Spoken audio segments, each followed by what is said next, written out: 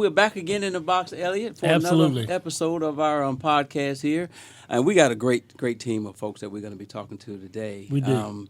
If you don't mind talking about this lateral transfer, Yes. is what I call it. Absolutely. It's a lateral transfer officer program. We have both in-state and out-of-state. Okay. And today we have two officers or two department members who were in-state, as well as our captain of training, who was there when we restarted our lateral program. It's also responsible for the DCJS certified training for lateral program. Now, how long have we been going out of state, bringing in folks in? The out of state, this is the second time we've done it. We did it the first time, and then we stopped the lateral program for a while. Okay. And when Captain Riesmeyer was the division commander for the training and personnel at the time, now it's two different divisions, but it was restarted and reinvigorated, and it has served the department really well. Okay, cool.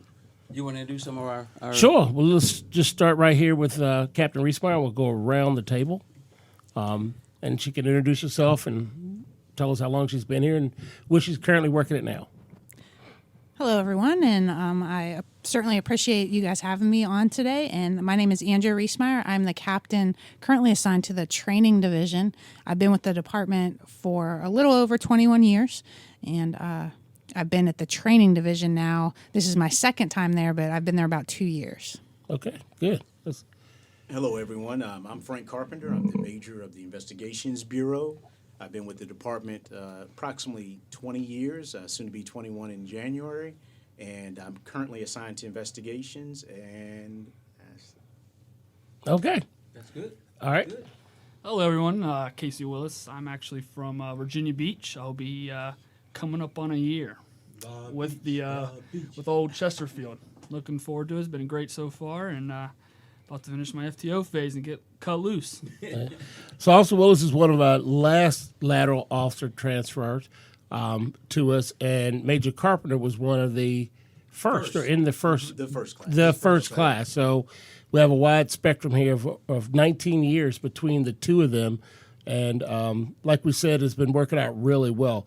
When you transfer from your previous departments, how has Chesterfield been? Did it meet your expectations? Is it? And I know you've been here a short while, but at least your experience has been some on the road and as well as in the training curriculum. How was that for you? Yes. Oh, it's been great. Chesterfield's been a smooth process for me. First, we start off, I was in the Hanover process, and I met Detective Yont, and he had it sold from once I met him. And I thought he was like a colonel of the Marine Corps. Right? That dude squared away.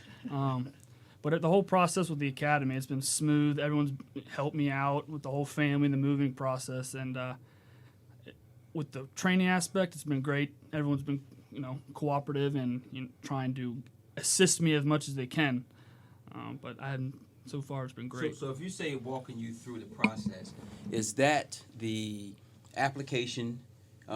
You fill it out online as well as a person that's going through the regular process. Do you do the same process as that? Correct. Yeah, it's just like applying for, if you aren't a police officer yet, I do the same background. You apply online, do the background investigation, and then the oral board, and everything stays the same when it comes to that.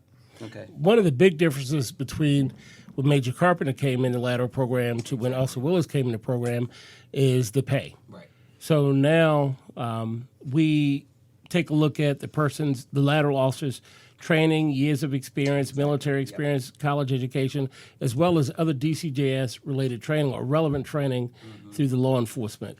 Was that a pretty easy process for you? I mean, it was explained up front, and you submitted the documentation? Absolutely. I submitted my documentation of all the certifications I've been through, times on the street and all that, and believe it or not, Chesterfield was a pay bump for me. So it was a... Oh, wow. Yeah, and they were very transparent with it all, so it was a no-brainer for me. Okay. Good. And your family coming down and being part of the process, learning the area, was that a plus for you as well? Yeah, absolutely. I didn't even heard of Chesterfield until I saw a billboard, and then I went to the social media, the typical millennial I am, and saw a few things. And I saw the department as a whole is definitely family oriented. And my wife was all aboard, and I brought her up here, and she saw the area, and now we're just living the dream. We love it. Good. Now, Major Carpenter, how was your experience? And this was different. It was 20 years ago. 20 years ago. This is Elliot. different. 20 years ago, when I first entered the lateral program, it was brand new.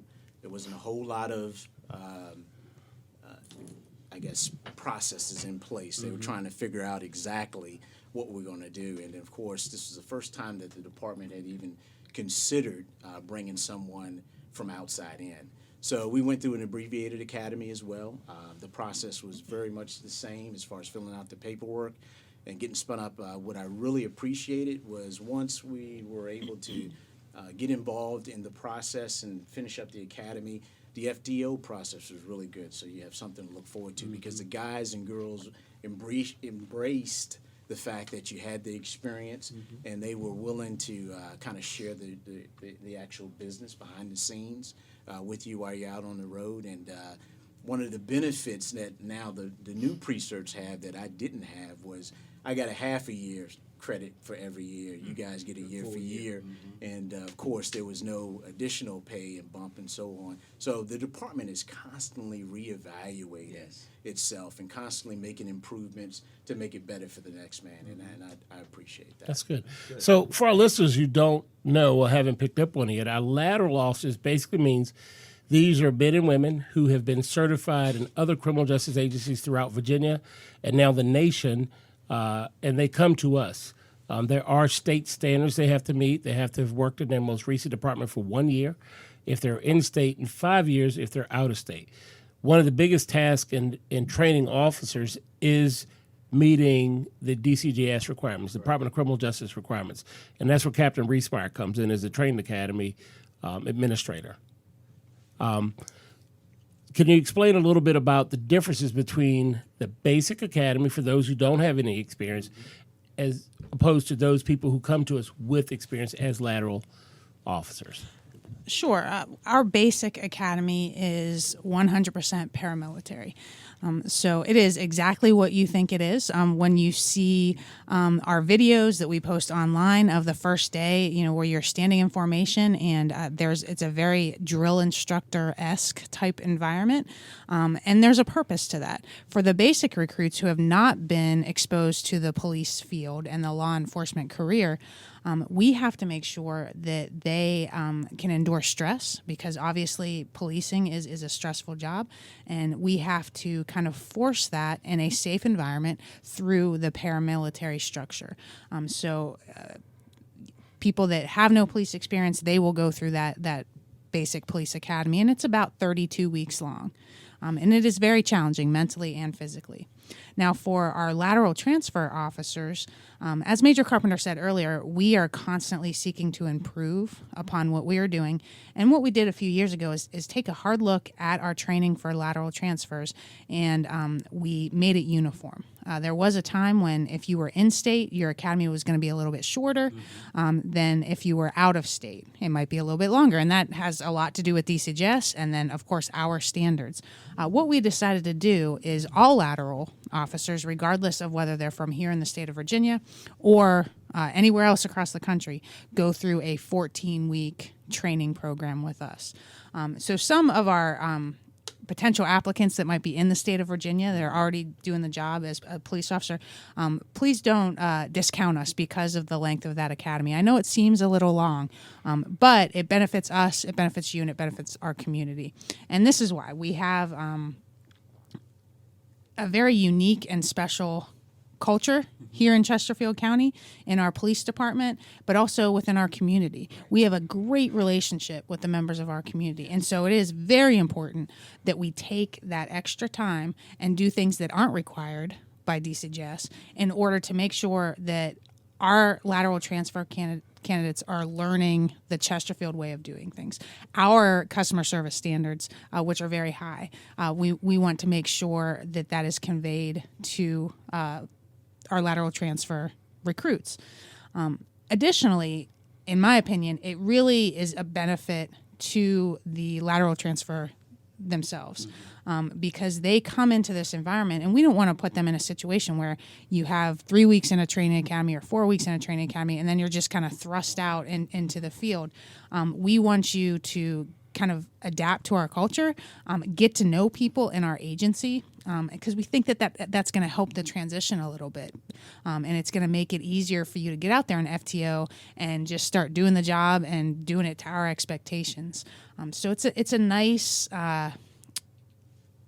transitional type academy, and it gives you the opportunity to learn as much as you can, and without being in that paramilitary environment. Now, we are a paramilitary agency, so you still have that chain of command as a lateral transfer officer, but you're not standing in formation and having a training officer in your face making you Right. do push-ups and all that kind of stuff.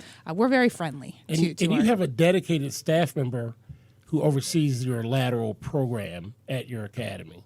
That is correct. We have, we consider it kind of a separate program from our basics. We have training officers that handle the basic recruit class, but then we have a training officer that handles the lateral officers as well as our police service aid academy.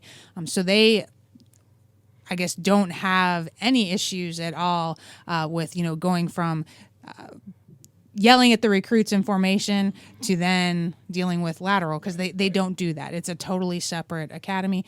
So, hopefully with Casey, hopefully he experienced, a positive relationship with his training officer here in Chesterfield County. Now, one of the other changes that we've recently come out with in our department policies is the length of time that lateral officers have to remain in uniform operations before they can go to a specialized unit. Right. I believe when Major Carpenter came, we still had a system where it was 3 years for some, 5 years for others, 2 years for something else, just depending on which specialized unit you go into. Now we've made that consistent with 1 year, right. Which totally benefits the public and it totally benefits the department. I think the thought is, and you all could speak about this, when people come to the table with skills and ability, we need to be able to use those skills and ability after the employees off for probation. Any thoughts on that? So maybe you can talk about some of the assignments that you have been through. Exactly. That makes perfect sense, Ellie. When I first came to the department, I had to wait 4 years before I could come out of patrol. And I was a vice narcotics detective. I worked on the state police task force. I worked with DEA. And that was your last. My Previous department. Okay. Exactly. So I sat on the road for 4 years and did patrol work. And, when the time was right for me to apply for vice narcotics, I was able to do that and did extremely well. But when you think about the talent that's coming to this agency and the quality that can be transferred to these specialty units and provide the necessary services that need to go out to our community, it only makes sense. I mean, really all you need is about a year to figure out the Chesterfield way of things, and then really transfer those skills into those specialty units where they can pretty much almost be turnkey and become operational and be an asset to the community. So again, thinking about, how is this program going to be effective and maximizing it And better serve the community. Exactly. We're constantly tweaking in those areas. Exactly. So from 4 years to 1 year, 1 year, I think it was a great move by the agency. So you talked about some of your experiences in your other agency. Yes. Now with Chesterfield, what was your experiences in coming up? I know you went. Yes. Uniform operations for 4 years. Then I went to vice narcotics for 3 years. Worked on the state police task force. Was promoted to sergeant, transitioned from sergeant to uniform, actually CID, and I was a major case sergeant for a couple of years there. Then I transferred to uniform operations as a sergeant. Then I was promoted to lieutenant. I went to uniform operations and worked the road as a lieutenant. And then I was promoted to captain and then worked as the administrative staff officer to the office of the chief for several years, and then transferred to uniform operations as a division commander. And then from that position, I was promoted to major and was uniform operations bureau commander, and have recently transferred to CID almost 4 years ago now, and I'm the investigations bureau commander. So I say all that to say this, that I know as a pre-cert you have some reservations about starting over, about venturing into some new territory. But the opportunities here are tremendous. As you can see, we have over 23 specialty areas that you can go into, and the opportunity for advancement is there, especially with your skill sets that you're bringing to Chesterfield. And a younger police department. Absolutely. We got a pretty young police department. And Wells, when you were looking for departments, what made you hone in on Chesterfield? I know you said Officer Yance, but was there anything in particular? Was it a take-home car, the pay, I mean, the there's number of officers? So I say this to all the pre-certs interested in possibly joining the Chesterfield team. Be open-minded. Me personally, I didn't know. I heard Chesterfield County and I thought country. That ain't it. All right, that ain't it. There's a lot of things that I thought that too. There's a lot of things that Chesterfield do offer. One of the things I do like the take-home car, but one thing that really stuck out, and I'm not just saying this to say it. I was on the social media and I saw Colonel Katz out doing DUI patrol. I'm like, what in the world? Like the chief of police out there doing police work? And so continue to scroll, and yeah, indeed he was. He was out there doing traffic stops. I was like, I got to work for that guy. So that was honestly the biggest turning point, because being the prior military and the Marines, I like someone that leads from the front, and if the chief of police is doing that, that's someone I want to work for. So that's honestly was the turning point. And of course, Detective Yance just intimidating me to join. Right. Now, Captain Reesman, I know with the lateral program, you've been in a unique position. I think you're the only person in the department that's been in this position that you were in the position at one point to hire laterals, and now you're in the position of training laterals. Can you tell us a little bit about your career, what your career progression has been? Sure. I did not come here as a lateral. I came here right out of college. I'm not going to tell you what year that was. Can you tell us which college? Penn State. Penn State. Good I did job. my undergrad at Penn State, and one of the benefits I was able to take advantage here in Chesterfield County with the tuition assistance program. I was able to also go back to school through the University of Richmond and get a master's degree a few years later while I was employed here. But I started off in patrol like everyone, and I gained an interest in background investigation, so I put in for that position and was a detective, and did that work for a couple years and got promoted to sergeant. Was on the road for a couple years and then got transferred to our covert operations unit. Did some surveillance work as a sergeant. Got promoted to lieutenant, spent some time on the road again, which you are kind of often doing. Every time you get promoted, you get that experience of working patrol at a different level. And went to training as a lieutenant, got promoted to captain, and was over, as you said earlier, Elliot, personnel and training was one division. I was over that division for a while, and that is where I had the opportunity to hire, actually give job offers to both basic recruits and lateral transfers. And then I went back to the road for a little while, and then we separated the personnel and training division, and I'm back in training. And I've been here for about 2 years. Good. And if we had had that program, correct me if I'm wrong, you would have been a lateral transfer. I would have been, but it wasn't. We didn't have. They that didn't have it program at the that time, and because I actually yeah. I recruited Elliot 20-some years ago. we talked about it. And They we didn't talked have it, about and I was like, I want to be there, so Yeah. I'm all in. And we didn't have that program. You said you were in the Marines. What was your past history? In the Marine Corps, or just the police and everything. Not just Marines up to today. Right out of high school, I joined the Marines. Did 5 years in the infantry, and then I figured, what do I got to do with myself afterwards? I had to make that decision. I said, college, maybe, probably not. Work at a desk, no way. So I was like, why not? Why not jump to the police force? I've always liked that protecting and serve. I know that's a typical protect and serve, but Right. Generally it's something new every day, and that's what I like about the job.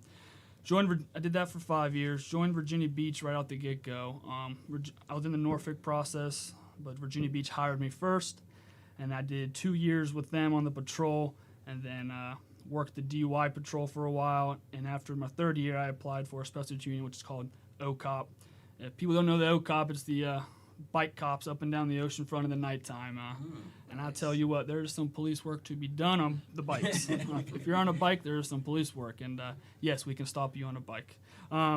Did that for almost 2 years. Went through the SWAT process twice. And then the second time I was going through the SWAT process, I found out my wife got a new job. She got the opportunity to move up to Capital One as the project manager. And I said, you know what, I can be a cop anywhere. Just going to make sure I find the right home. And like I said, social media and seeing the chief do all this, and I was like, man, Chesterfield, they're progressing. There's always new things. They're opening new ideas. Tattoo policy's gone, beards, and they got it right. I would say Chesterfield's got it right. I'm actually curious what's next. What else is new policy is gonna change? But for pre-certs out there wanting to make a jump, I know cops don't like change, but change can be good. Oh, yeah. And so far for me, because I'm very straight edge, I like to keep it. I don't like change. I don't like going one way. I like to keep it on the pace. But Chesterfield's been good for that. And I commend all pre-certs interested and may hear this. Chesterfield's got it right. I'm telling you. Good, thank you. Best promotion that we can get right there. Absolutely. Well, again, in talking about, I'm into the community and what we have going on in the community. I think everybody in here is part of that community now. And I think when people hear that we have lateral transfer from different departments and the value that you bring to our police departments, I thank you. I think that's a great opportunity for the county and definitely for the police department. It is, and absolutely. We appreciate you all coming out and talking to us, getting on our podcast. We have heard good things from you all, sending us texts and emails about the program and what we're doing, and we're trying our best to get this information out to our citizens and let them know that we are transparent and we're definitely here for them. So, partner, I mean, it's a good thing. It's an absolutely good thing. We'd like to remind our listeners that if you're interested in being basic police recruits, pre-certified, either in-state or out-of-state, please go to chesterfieldpd.com to apply.